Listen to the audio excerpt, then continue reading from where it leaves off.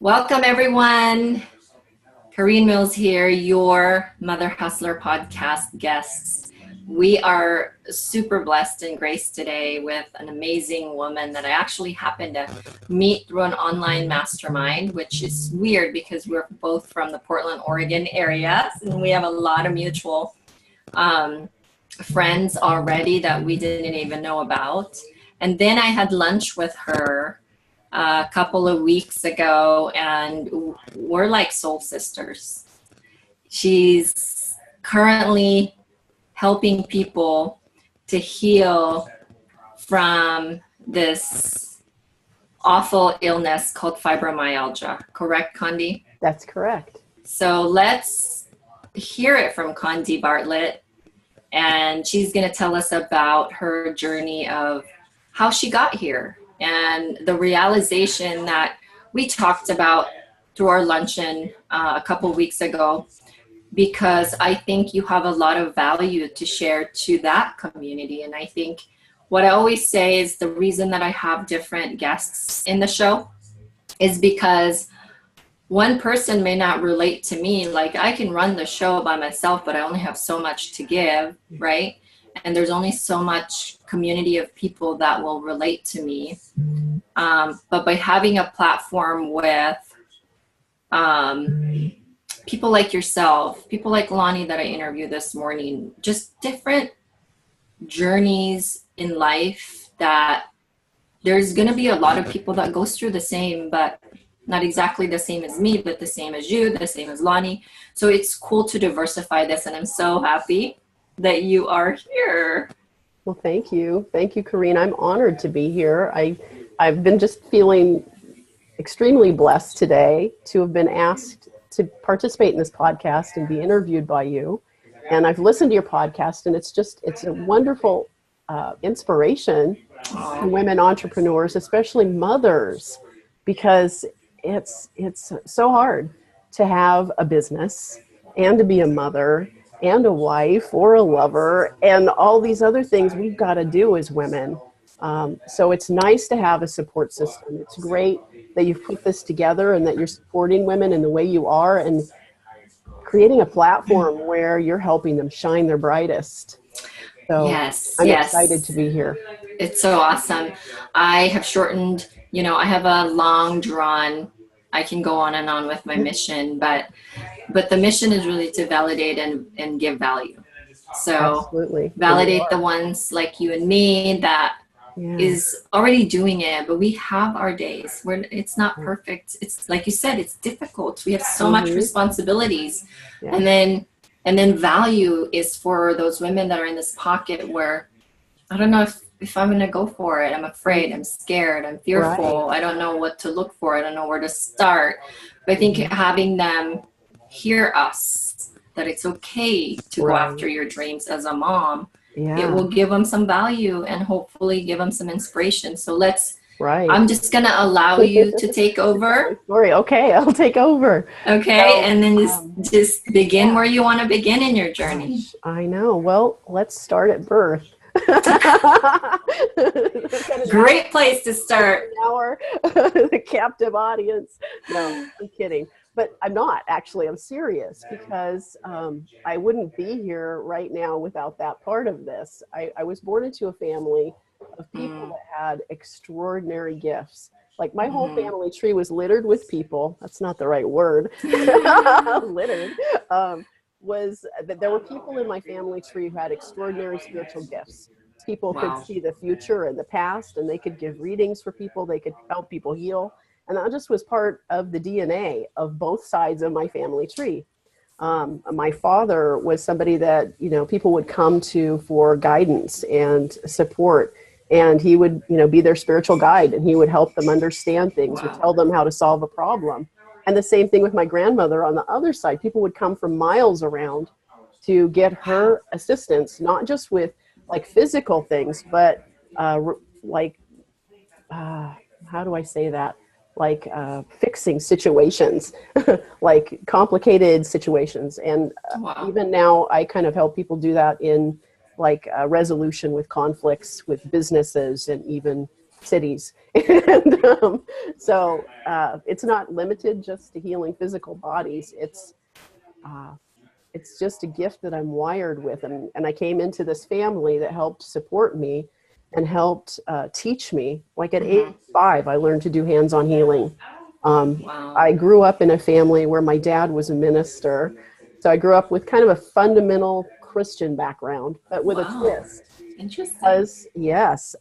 So every Sunday night we had church in our house, and we'd have friends and family come in, and we'd read the Bible, and the Bible was understood like just word for word the way it was written, which I just always had questions about that because I was like a troublemaker. I was just like, that doesn't make sense. How can that be right? So I had a lot of questions. Even from a very early age, I'm like, no, this doesn't sit right with me, or this doesn't feel right. So I kind of always questioned that fundamental religion piece of it. But within our church, we had part of our church process, or our session, was actually giving readings for each other. So I learned at a very early age how to meditate and how to do psychic readings. So we would go around the room, and each person within this group would give readings to each other. And then we would have somebody that would take notes. And so we had like, a track record of, didn't you say so-and-so? Didn't you just get that reading like a month ago for, Don about that thing that was going to happen, about his job situation? And we'd look back and, yep, sure enough, that was that. So that I kind of grew up in this really extraordinarily different environment. And that caused me some unsettled relationships, because I went to school and I tried to be normal and I never fit in. I was one of those kids, and it's really interesting looking back at me as a little kid. I thought I was the ugliest kid on the planet. I had curly hair. I had freckles. I was as skinny as a stick. I just liked myself so much. There was not a whole lot of self-love there. There was not a lot of self-worth. There was not a lot of value. And I got to work on that later. So, but I was also really bullied as a kid in school, extremely. Like every day I would go to school, just about every day I would get beat up. Wow. Yeah. So anyways, fast forward to 20, I decided I was going to be normal like everybody else. The thing is about me, I'm not normal. I'm just not normal. I'm not ever going to be normal. I am not ever going to try ever again to be normal, because it almost killed me. So I tried to just completely change my persona, and I decided I would just be what everybody wanted me to be. Wow. Yeah, I might as well have just taken a gun right to my head and, finished it, because it was like the worst thing I could have done, but I didn't know better. And in the process of all of that, I learned so much about myself, and I ended up with over 20 years of chronic illness by denying my true self. Do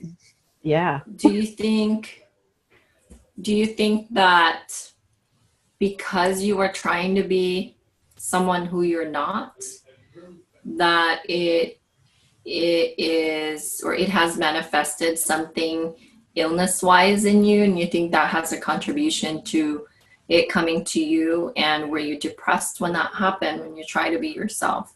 Did you go through that situation? Yeah, no joke. I had years and years of just self-deprecating talk, a lot of shame, a lot of guilt, a lot of really repressed bad emotion, a lot of anger, because when I was growing up, I wasn't really able to express my feelings unless they were happy.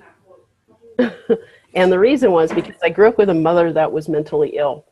And so as a survival method, I learned to just keep it really funny, keep it really light. Only good emotions can, if I were be angry, or I would be acting out in any way, there could be really serious repercussions. In fact, I remember seeing my mom beat my sister. And that was one of the most kind of helpless feelings, to actually not be able to help somebody that you love who's enduring this great torture. And it maybe it wasn't really torture, but it was physical abuse, and there was nothing I could do. So I just decided, hey, the safest thing that you can do, Conde, is just keep quiet and be, just keep it low. Don't make any waves. Do what you're supposed to do. Be a good girl. Don't get noticed. Don't act out, and everything will be okay. So all of that repressed emotion, I believe, is what caused my chronic illness. That and denying my true self, which, not loving yourself, that's just the worst thing that you can do. And when I help people now in my business they've got a chronic illness, that's the first thing that we work on is self-love and self-forgiveness, because that's the very foundation of healing. Actually, it's the foundation for everything you're going to give and receive. Wow. And people don't get it. I love that you talk about the 20s, when you hit 20. Yeah. And I write that you try to be the person that you weren't. And because here's what I wanted to say is that there's a lot of kids out there that are going through that, and I'm seeing, and maybe it's just being magnified by social media, but I'm seeing a lot of kids in the teenage years kill themselves, and it's really, as a mom, and I think I'm not just saying this for my own self, I think it is a concern it's a common concern to moms, because us parents, our biggest fear is to outlive our own children, right? And I happen to know a couple people that just closer to me than just a news feed on social media, where their teenagers seem fine. They seem fine, and then they find them kill themselves. In fact, as somebody I went to high school with killed themselves in the Philippines. So, it's I'm so glad you're bringing that to the table, because it's such an important expectation. It's not important, but it's important to talk about it. That society, and society has a specific expectation, and I think we put so much pressure on our youth. Right. Well, especially, I think for women, even young girls, it's still not really accepted in our society to express anger. It's viewed as something, where you're being a bitch if you're angry, or if you're like being assertive, you're a bitch. It's not, anger with women is not acceptable. You're just supposed to be putting on a happy face all the time. Yeah, it's not. It doesn't work that way. I found out it didn't. But see, you went through your journey to find that out. Some people don't live to find that out. No. And when I said it almost killed me, it really did. I ended up in the ICU overnight, and I ended up in the hospital for a week. And that's when my kids were really little. I remember not being able to go to family get-togethers, not being able to, I feeling really guilty because I couldn't make dinner, or I couldn't clean the house, or the laundry was behind. There was no way. I had 2 little kids, and I was chronically ill. So I want to say to the people that are in the audience, the women that are in the audience that are struggling with chronic illness right now, who are feeling like they're just ashamed of their life, and they feel guilty because they can't do what they think they're supposed to do. Right. The lover, the mom, the wife, the sister, do the things that they feel like they ought to be able to do. There's hope. Don't give up hope. Yeah, it's depressing. It's depressing to have chronic illness, to wake up every day and feel like your body has betrayed you, to feel the anger inside that you aren't able to do the things that you really would like to do. It's frustrating dealing with chronic illness, and it impacts every single frickin' space in your life. There's no place in your life that is not touched by chronic illness. When you have it. When you have it. Yeah. Wow. It affects everything. It affects your sex life. It affects your ability to feel happy and fulfilled, and probably to maintain your friendship with people. Well, of course. And relationships in general. All that takes energy and effort. Yeah. So when you're sapped out, you're tapped out, you have no energy, you feel like crap. There's not a lot left to get over. Give. There's not a lot left to give. Wow. So tell my audience how, or tell them if you have healed yourself from it. And I if, have, yeah. because you told me that over lunch, Right, but yeah, it's, for the purposes of the yeah, people that are listening, that, absolutely. you know, Yeah. So my journey actually began after I had that stint in the hospital wow. and had that kind of near death experience, really fighting for my life, and Mm, came out of that experience with a whole new awareness that I really had to find an answer for my own situation. And it wasn't going to be Western medicine, because as far as I was concerned, Western medicine just was giving me handfuls of pills. And each one had like different side effects that were causing other things that I would get other pills for. And mm-hmm, here I was in the hospital. And what was really in the forefront of my mind was I completely shut God out of my life. And I'm not a religious person. In fact, I don't believe in organized religion. mm-hmm, But I believe in a connection with God, and I believe in spirituality. And I feel like that's kind of the missing link in healing. When mm, you connect with spirit, you're able to quickly heal. When you completely love yourself, which is a work in progress, not everybody is going to love themselves 100% every day. We're going to have mm-hmm, challenges and people that, come into our lives that make us doubt ourselves and that sort of thing. But self-love, again, that's like the foundation. So when I'm working with people, that's the number one thing that we work on is self-love, self-forgiveness, and then we start unpacking all the repressed emotion that's creating that illness. We get to the root cause of whatever it is that's going on.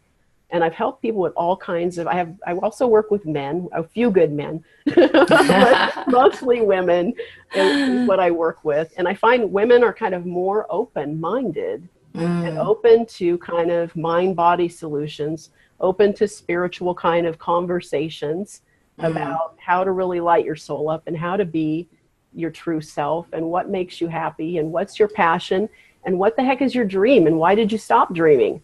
That's one of the things that mm-hmm, I find is that when people come in and they've been chronically ill for years, they stop dreaming. They stop thinking about what life is going to be like wow. when they get well, because most of them have given up hope. And Mm. I understand that. I really do.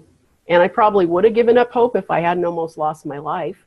But Well, sometimes it takes like this huge challenge, right? yeah, Like sometimes as human beings, we don't get woken up. It's not a loud enough alarm oh, until yeah, until you get, I mean, as bad as it is, sometimes it has to be between life and death situation before the alarm becomes yeah, so loud that we finally hear it, yeah. you know? I attribute it to that I'm a slow learner because I kept getting the messages about, what maybe the right choice might have been, but I just didn't listen to my own intuition.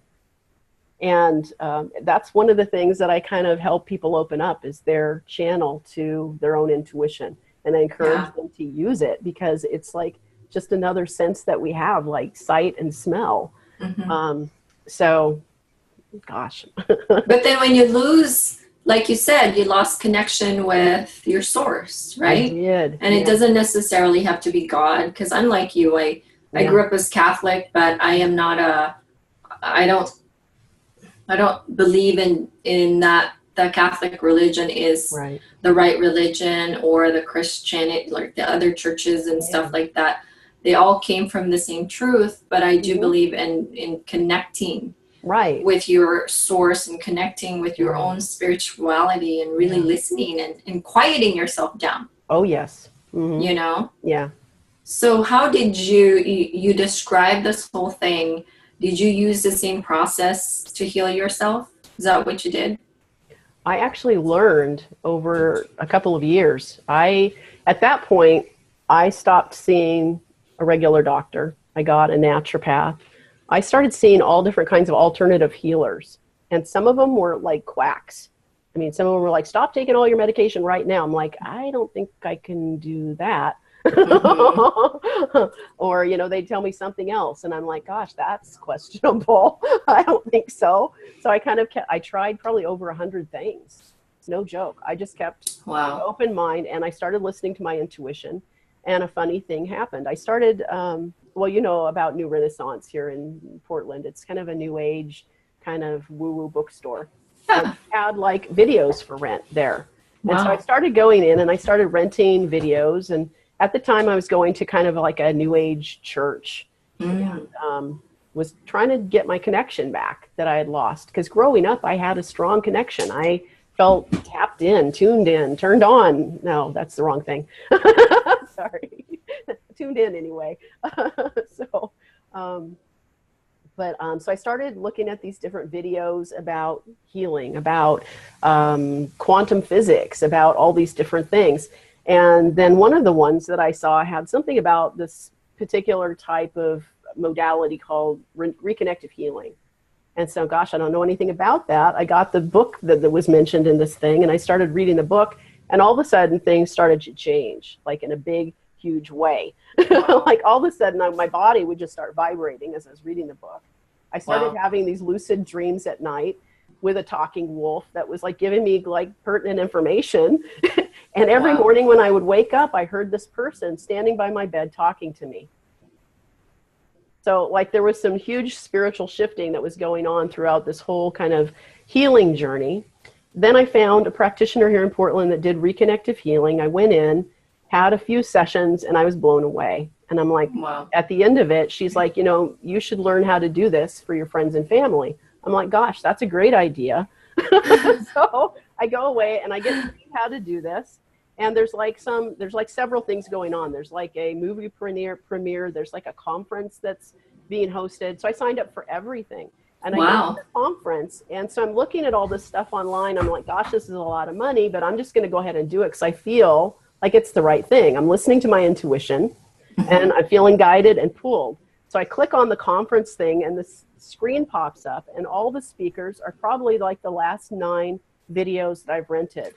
Wow. So I'm just like, okay, Wow. I am on track. I called my husband over. I'm like, look at this. And his like mouth dropped open and he's like, I guess you're going to go to this thing. So I went away. I learned how to do something called reconnective healing. I came back with a voice in my head that said, Conde, you have to get out there and help people heal. Immediately printed really bad business cards and did brochures and made a website. And every day since then, my abilities to help people heal have changed. So much so that I can't Wow. even say I do reconnective healing now. I don't even have a name for it. But what I know is that people come in, I channel, which I don't know if you know what that is. It's like spirit speaks through me to people. And when that happens, they start healing.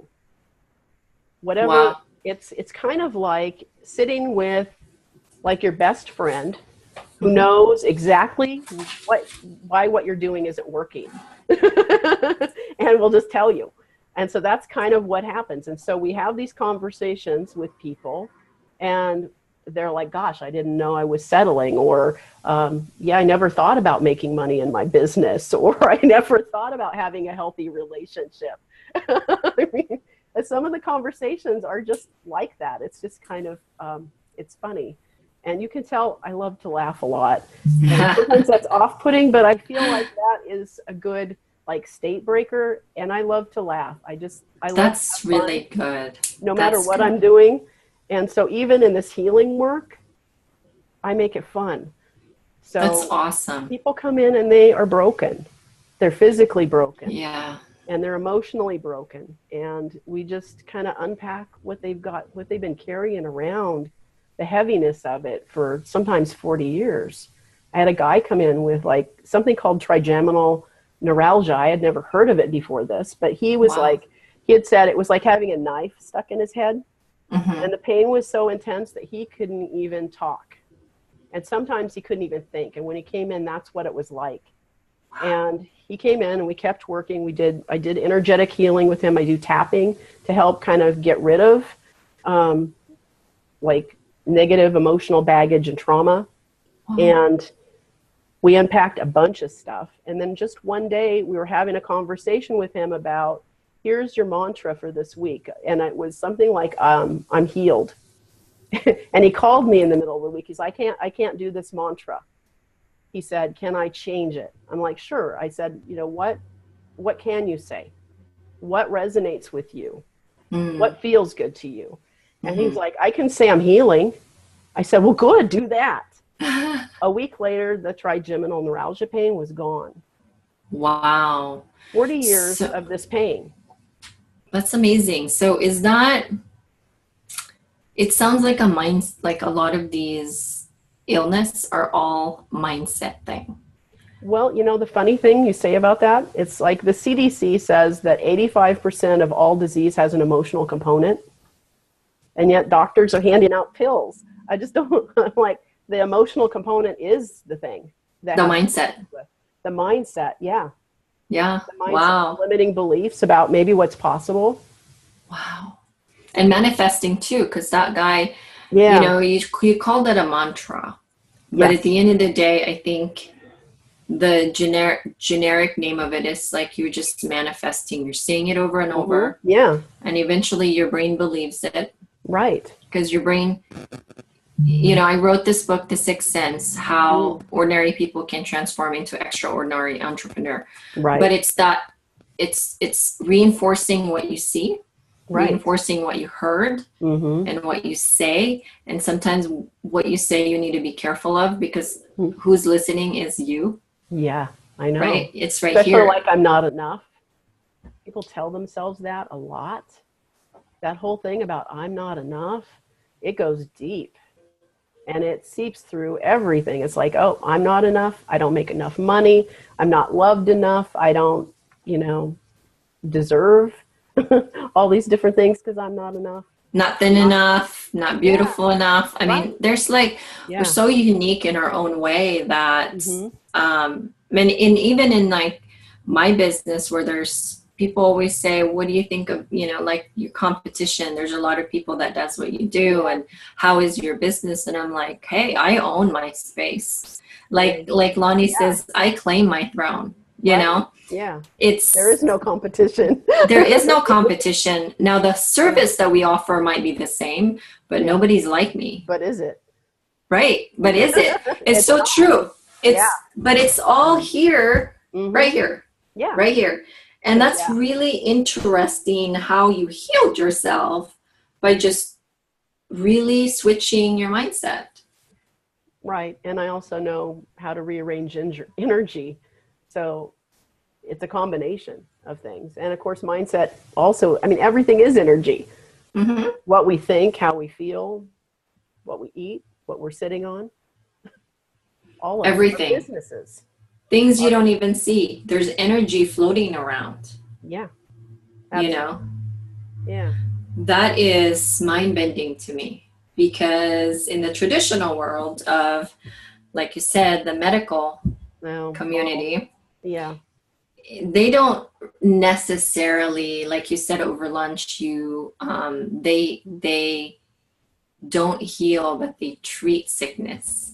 They do, and thank God they're there. I'm not anti-doctor. By any means, if I get into a car accident, get me to the ER because they're going to patch me up. But they're not about wellness. They're not about continued wellness. They don't even talk about nutrition. They haven't even been trained on what we eat makes a difference, which it does. Why we ought to be taking vitamins, which we should. I don't believe in should, but maybe that is maybe one. Yeah. And then drinking a lot of water, and even our water supply is not perfect. And there's a lot of things you can do with your pH balance. And there's so much more the medical community do not practice that they should. They are slow to change. It could. They're stubborn. Yeah, it could take another 20 years. My hope is, having a focus now on helping women with fibromyalgia. I've got a Facebook group with almost 10,000 women who have fibromyalgia, who are teaching how to self-heal. And what they've been told is, I'm sorry, you've got an incurable disease. And so I tell them not to listen to their doctor, at least on that one point, because I don't think there's anything that's not curable. And I guess I'm just maybe a ridiculous optimist, but for what I do, I have to be. Because Well, and you also did it on yourself. I mean, yeah, look at, you know, yeah, look how much energy you have. I mean, when we had lunch, like I wouldn't even have known unless you told me that you had right. fibromyalgia, because it's, Oh, no, I didn't have fibromyalgia. I help people yeah, with fibromyalgia and a lot of other different diseases, but yeah, okay. yeah. Yeah. Yeah, that's amazing. Wonderful. I love what I do. And I think, looking back, I don't regret being sick for so long. I think that's just what it took for me in my journey. I don't wish that for anybody else. And that's kind of why I help people now, is because like they don't need to. I mean, Yeah. within 3 months and a year, you could be in a totally different place than you are. Yeah. So I have a different mindset about possibility and about Yeah. healing than a lot of people that I've met. Um, I'm So not, cool. I'm not normal. What I think a lot of us entrepreneurs are so abnormal. There's nobody in their right mind would work more for nothing. But And knowing so, knowing that, with the expectation that it will come. But yeah. we just stay positive because we know that it will build if we keep building it. But, Absolutely. in the beginning, there's very little money to be made, but we work super hard. And, Yeah.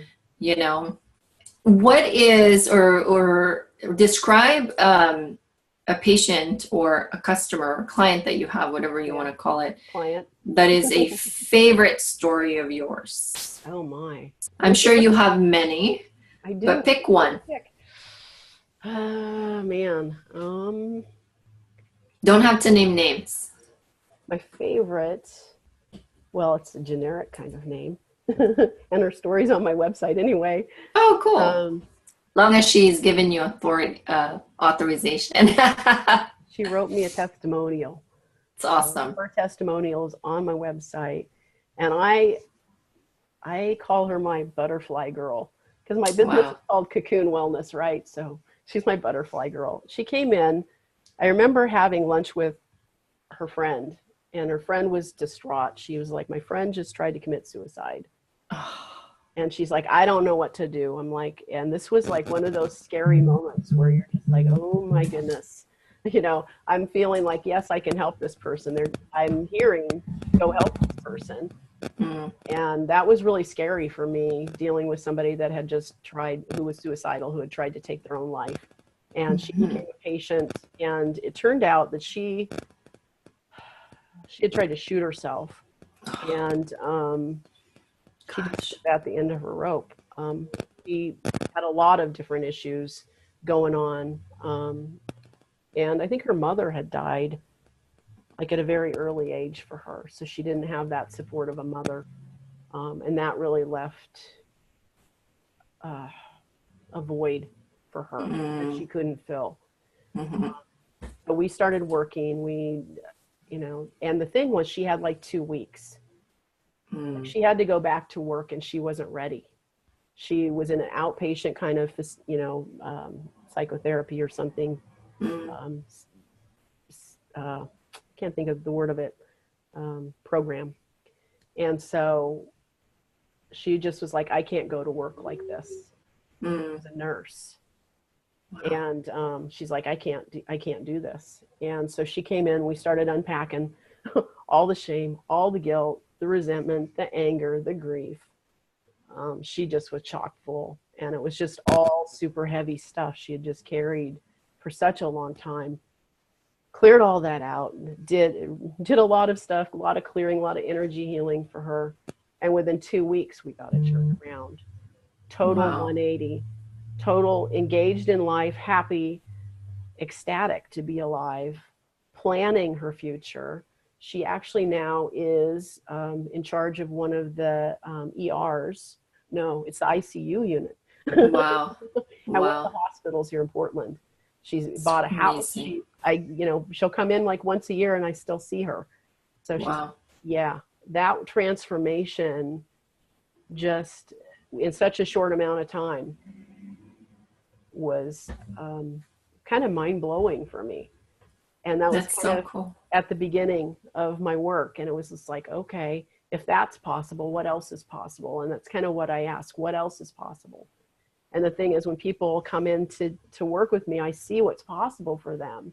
And a lot of times when I work and I have spirit talk through me, I think I told you this at lunch, Huh? that I have to like wear waterproof mascara, because when they tell me how they feel about that person, and for all the moms on this call, you know this feeling of holding your little baby for the first time. Mm-hmm. That's the feeling that pours through me when they start talking to this person about how much we love you, how much you mean to us, how worthy and deserving you are of this life that is filled with all the abundance, with all the prosperity, with all the love and compassion and community, all the things you deserve. Wow. We're here to help you manifest. And so that is like tears. Wow. That must be a powerful session when that happens. It happens almost every session. So Wow. I'm just like, Kleenex for them, Kleenex for me. Oh, But wow. that feeling of, it's just that pure unconditional love.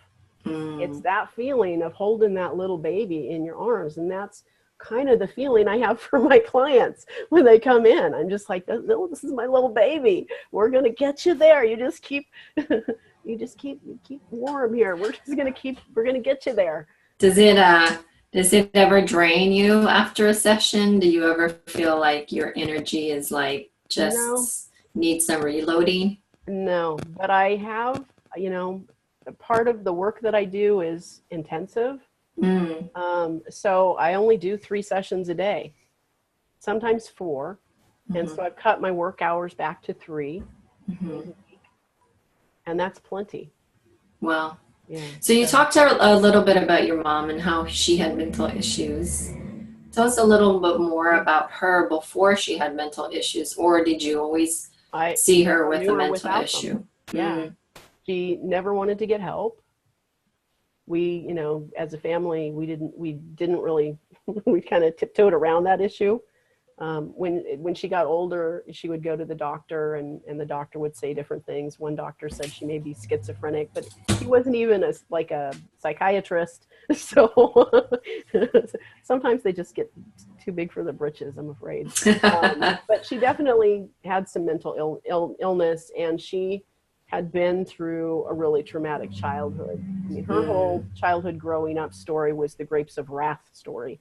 You've seen Mm. like that movie from the 40s where the people get thrown out of Oklahoma and they pile up everything they have on a pickup truck, and they migrate to California, and they become people that pick fruit and plant food and harvest. Wow. And Wow. I don't even think she lived in a house till she was probably 20.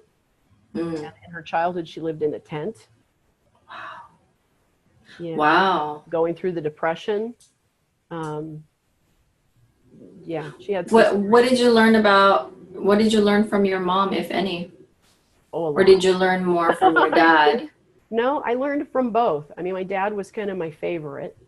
He and I really connected. Mm-hmm. I think more so than my mom, just because I was afraid of her. There was just no telling when she Mm-hmm. would go off, but she also had a wicked sense of humor, Mm-hmm. which when she was good, she was good. And when she was bad, it was bad. But I learned a ton from my mother. My mother was incredibly resourceful. Both Mm. my parents were. I mean, when I was a kid, my dad was an entrepreneur. He had his own business. He had a watch shop, and he also like repaired jewelry. And so I Mm-hmm. would go there during the summer, and he would give me a watch, and I would take it apart and I would put it back together. Wow. Or I'd be fixing, some little watch project he would give me. But for my mom, like for my ninth grade, like a home ec project, she said, Uh-huh. you're not going to do what everybody else is going to do. You're not going to make a dress. You're going to go reupholster a recliner. I'm just like, what? Yeah, so that was my project. It was like always kind of over the top. And I do have one story about my mom. Like when I had kind of a sheltered kind of childhood. And when I was probably like 7, maybe Mm. it was between 7 and 9, I don't remember. But I got to join the Bluebirds, which is kind of like Girl Scouts, but like the Mm-hmm. junior version. And so I got to go to the skating party. Now, I didn't have like a real big, social life or anything. So this was a huge thing for me. I had never been roller skating, but I was like excited because I got to go hang with some other people, other girls that were my age. Uh-huh. And so my mom, of course, came along and she entered me in a skating contest. Wow. So here I am on the skates. I could barely stand up. And I'm at the starting line and they, ring the bell or whatever. Everybody's off. And I'm just like, I'm down. I'm down on the floor. I'm back up. I'm like way behind. I'm up again. I'm going. Maybe this is where like my over the top optimism comes from, but I was in the race. I kept going. I was like up again, down again, up again, down again, and sweat pouring down my face and red, and just kept going on these skates. And I didn't stop. I just kept going until I got to the end, even though like the race was over. That's so cool. It wasn't about winning. It was like crossing the finish line. Yeah. So I was just like, look, Mom, I did it. Wow. That's so cool. I learned a lot from my mom. Perseverance. Yeah. Well, that's good. And now you're a mom as well. My mom she's passed. Both my parents have passed. Yeah. And you are a mom as well, correct? I am a mom, yes. I have 3 kids, including my husband. Same as me. So I have he'll be 25 next month. Actually, this month, it's August. And a 22-year-old. And they're both in college, and they both are here at home still. So it's an interesting kind of thing, having adult children and kind of going through this transition of letting go. Right. It's like, okay, I've given them everything. I've taught them everything I know. And now they've got to go try it on their own. They got to go make mistakes. They've got to go have adventures. They've got to go live their life. And I'm here if they need me. Right. It's a whole different game. But I feel like I'm still really needed. Maybe not so much like when they were 3 or 4. Right. But they still come up and they hug me. Oh, I love those. Yeah. This morning, my daughter was going on a date, and she's like, Mom, before the guy came, because she was like, you get to meet him today. And I'm like, okay, cool. She's like, I want you to tell me what you know about these people I'm dating. Because she knows I pretty much can look at people and sum them up, kind of. I don't want to say this in a bad way, but like I can see into their soul. So you're scary mom. So she's like, I want to know what you know. I'm like, okay, I will tell you what I know. That's so cool. Now, is your daughter the 25 or the 22? She's 22. Cool. Yeah. What kind of mother do you think you are? What kind of mother do I think I am? I really work diligently. I'm choosing my words. I work diligently at being a really supportive mom, but being a mom with boundaries. Yep. Because otherwise, and I realized I didn't do this very well when they were little. But I really work at being a mom who shows them how I love myself, because it's modeled. It's modeled. And so I'm like, this is how I love myself. This is how I'm taking care of myself. This is how I feed myself. This is how I supplement what I eat. This is, what I do to take time off, to care for myself. This is how you treat yourself when you love yourself. Yeah. And I think they get it. That's cool. Yeah. So you're setting a great example, Yeah. about, self-love, self-discovery, and self-respect, because I think it always begins with us. It does. And I've always been a mom that's had the difficult conversations. To really say, tell me how you feel. Or sometimes it's not tell me how you feel, but it's like, tell me what's going on with you, and I'm just going to listen here, and I'm not going to give any advice. I'm not going to say anything. I may ask you questions. Is that okay? Yeah. So That's so cool. Well, I think a lot of the even the teenagers and a lot of, because we're so wrapped up into this world of technology that sometimes we, yeah, you know, you talk about connecting with with your source. right. Connecting with your children is so super important. Yeah. Absolutely. And when you find out that you actually didn't connect with them, is sometimes it's too late. All they want to be is that they get heard. Like, I love what you do with your kids, where you just say, hey, just tell me what's going on, and I'm just going to sit here, and I might ask a couple questions, but I want you to be heard. Yeah. I'm not going to tell you what to do. Yeah. Because you really got to figure this out. I think that's really important, to put down our phones and to connect with the humans, not even just our kids, like just humans in general. Absolutely. Because the more connection you have with humans, I think, soul to soul, the more connection you have to your own. Absolutely. Yeah, I kind of have a new rule where I don't have superficial conversations anymore. I'm really done with that. I'm like, if I can't meet somebody and have a conversation that's deep and meaningful, why bother? Yeah. It's like, I don't want to know about the weather. I don't want to know about the Kardashians. I don't give a rip. I was like, it's what lights you up. Yeah, the connection. Yeah. Who are you?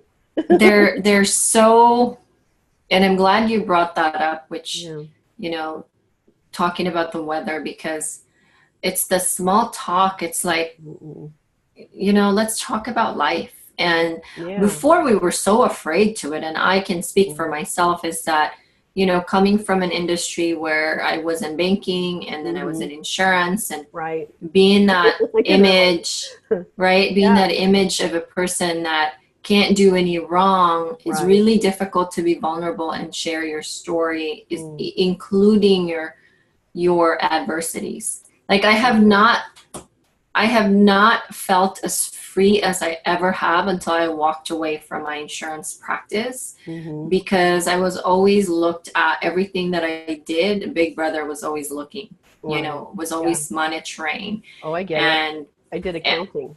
And it's school board.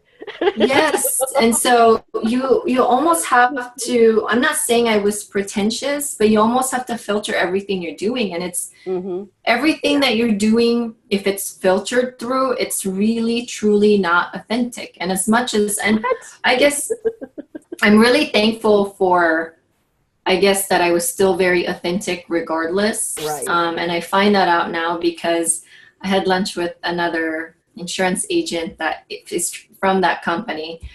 And he said, you know, I inherited a couple of your clients when you left. And when you left, they walk in my office and said, I had a really good agent, and you better be a good one.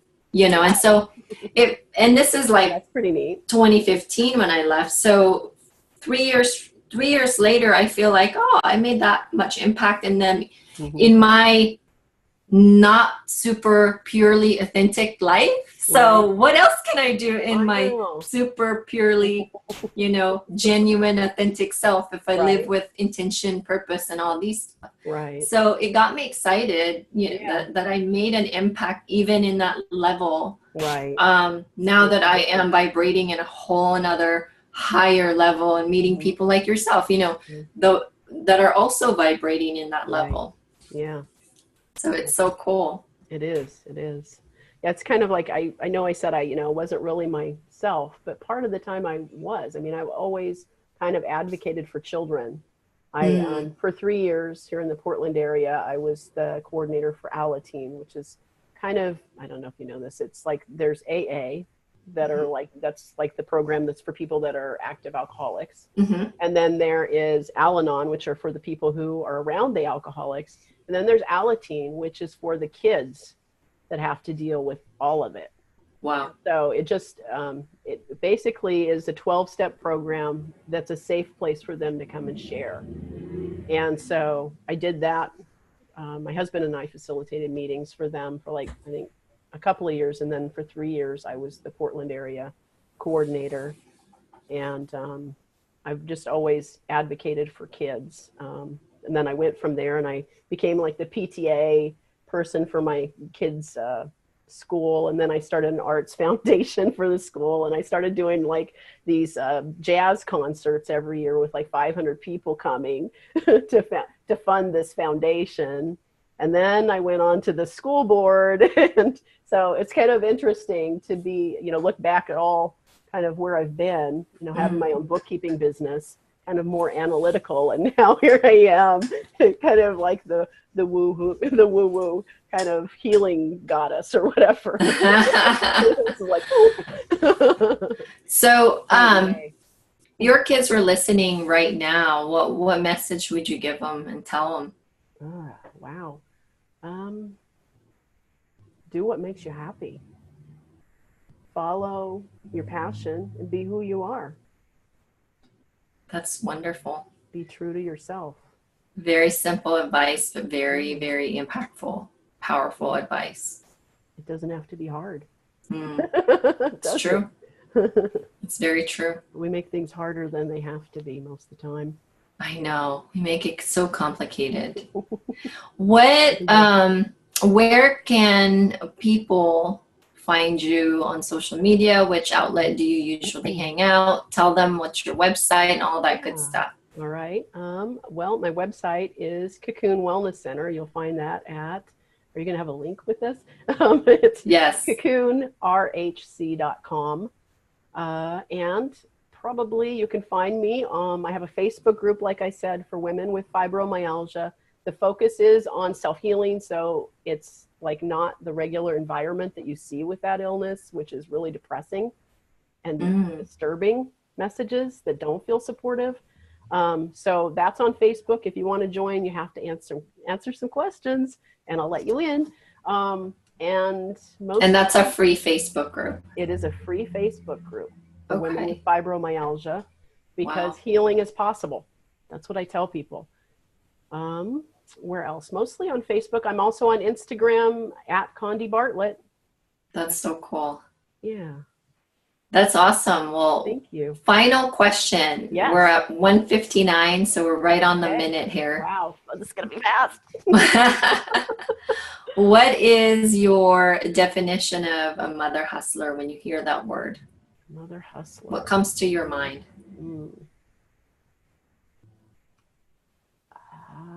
Someone, a woman who owns her own business, who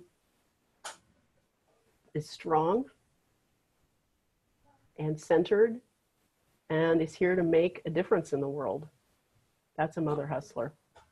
Amen, sister.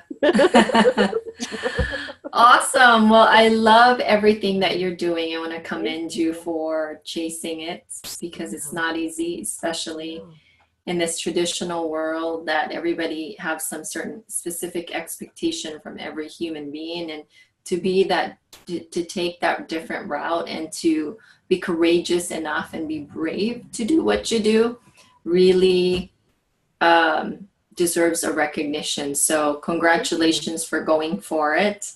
And the woman that you are and the mom that you are is contributing to this world and making a difference. And lastly, thank you so much for gracing us with your time and the value that you dropped here today. I know is going to resonate with someone out there that maybe have been struggling through the same thing when you went through your illness, and or you're giving hope to let them know that there is hope and you can go past that and overcome that hurdle. So thank you so much. And for the 10,000 people that you help support and mastermind through your Facebook group, I think that's super important to have a community of, people that are going through the same thing, but more on a positive side and just helping each other, because sometimes it can feel so alone out there. And I've never had any illness before, but I know how it feels to be, to be alone and in this pocket of of life that you don't know where to go, whether to move forward, backwards, left, right. Yeah, it's It can overwhelming. be, yeah, it can be very difficult. And so thank you for providing that platform. I appreciate, most importantly, our friendship. Thank you so much. I Enjoyed appreciate our lunch. you. Thank you. Yes. My soul Um, yeah. All right, sister. Well, thank you so much, and I appreciate it. And I'll see you around social media or locally. Yes, you will. Let's do that lunch again We soon. will. We will. Thank you very much. You're welcome. Have a great day. You too. Bye-bye.